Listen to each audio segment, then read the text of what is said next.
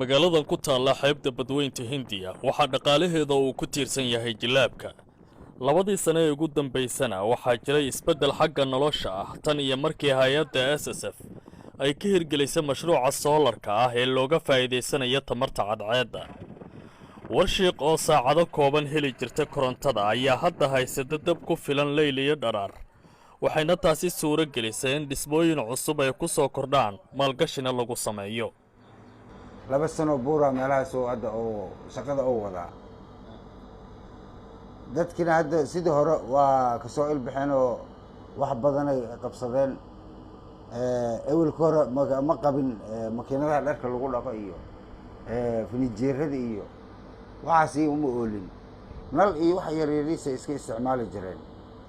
hadda isticmaalkii oo systemkii si fiican ay u fahmeen iyadoo laga faa'iideysanayo soolaradan dadka deegaanka warshiiq oo ay ugu horeeyaan dhalinyarada waxay bilaabeen in baalooyin laga siro gudaha wadooyinka si magaaladu ay u noqoto mid xasilan oo amni ah, waxna qaarkood si joogto ah isaga qaadaan bil walba lacaga lagu dayactiro.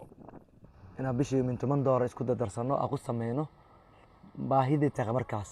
haddana 2 bil ka hor waxaan sameynay baalooyin ilaa iyo dhowr iyo 10 xaba ah aan sameynaa. waxaan soo gadnay bateriga chargerka iyo waxyaabo nalalkii qaar kale sanaa iyo oo soo gadnay kuwa hadda jiran lacag akoonka ugu jirto waxaan rabnaa arafa ka hor insha Allah inaan dib u sameeyno inta naga dansan aan soo shidno.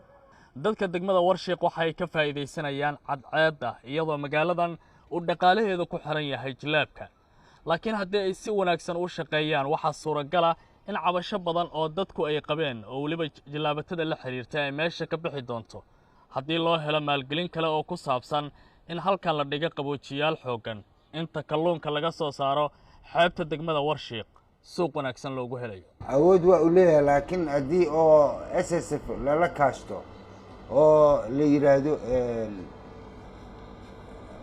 dayactir iyo haddii wax walba loo sameeyo wax walba mustaqbal inuu ku yahay sidaas anigu ku kalsoonahay. degmada warshiiq ayaa waxay ka mid tahay deegaanadii ugu horeeyay ee ka tirsan maamulka Hirshabeelle oo laga hirgeliyay mashruuca soolarka ee tamarta cadceedda looga faa'iideysanayo dhinaca korontada xilli caalamka uu la dagaalamayo wasaqowga hawada oo ay sababaan matoorada. Cabdicasiis Barrow, VOA, Muqdisho.